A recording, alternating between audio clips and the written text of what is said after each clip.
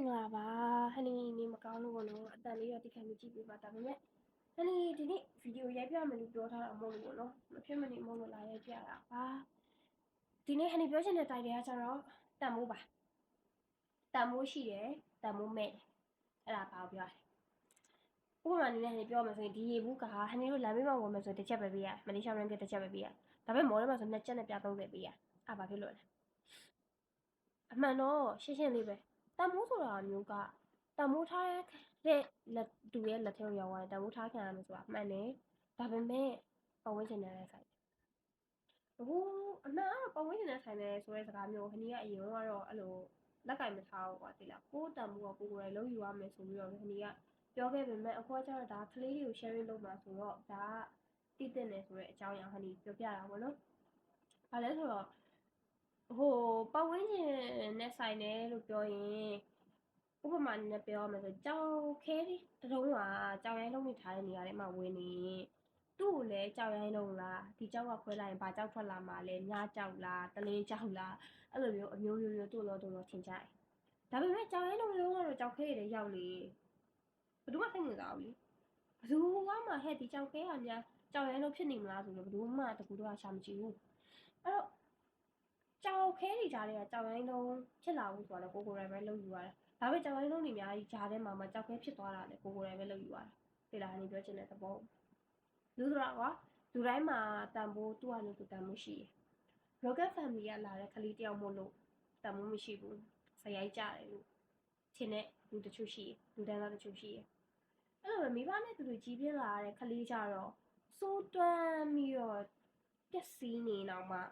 သူတို့ကြတော့တမိုးထားကြတယ်ဘာဖြစ်လို့လဲအဲ့ဒါမိဘရှိလို့လားမိဘရှိခြင်းမရှိနေခြင်းနဲ့မဆိုင်တော့အဲ့လိုမျိုးပြောရမယ်ဆိုရင်ဟန်နီကဒါ personally ပါလာလို့နော်ဟန်နီက broken family ကလာတာဟန်နီ life ကို broken family နဲ့ဖြတ်တန်းလာတဲ့အချိန်မှာတချို့သောတငယ်ချင်းတွေကသူတို့မိဘတွေကပေါ့နော်တငယ်ချင်းဆိုတာမိဘတွေကနှိမ့်နေဟန်နီကိုနီးကဆောက်ရှောက်မှမိဘမရှိတဲ့အတွက်ဟန်နီကပြောပြောနေတယ်ဟန်နီရဲ့ဆုံးဖြတ်ချက်တိုင်းဟန်နီကဟန်နီဆုံးဖြတ်တယ်ဟန်နီဒီနေရာကိုသွားမယ်ဆိုလဲကိုယ်ဆုံးဖြတ်ချက်နဲ့ကိုသွားတယ်ဟန်နီဒါကိုစားမယ်ဆိုလဲကိုယ်ဆုံးဖြတ်ချက်နဲ့ကိုစားတယ်လိုက်ပြီးတော့ carry လုပ်ရမယ်မိဘမရှိဘူးပေါ့နော်အဲ့တော့တခါလေမှဟန်နီဆုံးဖြတ်တာတွေကမှားကောင်းမှားလိမ့်မယ်ဒါပေမဲ့သူတို့ကအဲ့အမှားကိုမြင်တာကွာဒီလားအဲ့အမှားကိုမြင်ပြီးတော့ဘာဖြစ်လဲဆိုတော့သူတို့သားတွေတမီးတွေမပေါင်းသေးချင်ဘူးဝိုင်းပြီးတော့ပြုပြင်ပေးဖို့မဟုတ်ဘူးနော်ပတ်ဝန်းကျင်ဆိုတာပြီးတော့ပြုပြင်ပေးမယ်မရှိဘူးအဖြစ်ပဲပြောချင်ကြတာအဲ့တော့ဘယ်လိုဖြစ်လာဟန်နီအပေါင်းနဲ့နဲလာဘာကြောင့်လဲဒီကောင်မလေးကိုသူတို့ကတန်မိုးမရှိဘူးလို့ခံစားရလို့သိလားသူတို့ကတန်မိုးဆိုတာမျိုးသူတို့ကဘယ်လိုဆုံးဖြတ်လိုက်တာဆိုတော့သူကမိဘမရှိဘူးနီးကအုပ်ချုပ်မဲ့သူမရှိဘူးသူကပေါက်လို့ပဲသားလေးဖြစ်မှာ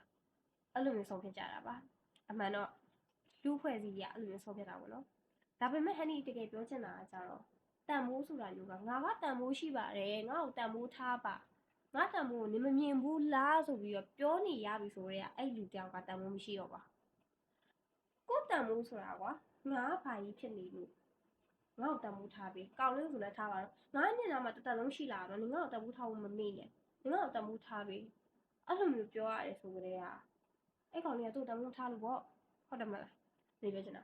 ကိုကဘာဖြစ်နေလဲဆိုတာကကိုသူ့နာမှာတလုံးရှိလာပါတယ်ဆိုတာကသူတည်ထားရင်ရပြီတန်မိုးဆိုတာမျိုးကထားချင်တယ်လူကကိုထားပြီးမှာပဲကိုကရိုးရိုးကြောက်ခဲဖြစ်နေရင်တော့ကြောက်ရမ်းလုံးလိုမျိုးတန်မိုးထားတဲ့လူကထားမှာပဲ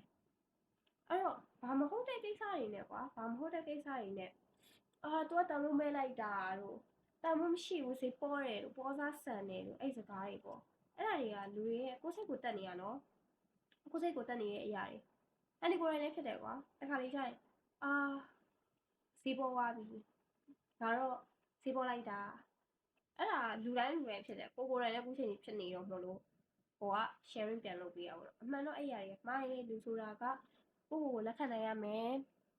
ကိုကကြောက်ရိုင်းလုံးဖြစ်ချင်တယ်ဆိုရင်ကြောက်ရိုင်းလုံးတွေကြားထဲကိုရောက်အောင်တောင်းဖို့လိုတယ်ကိုကကြောက်ခ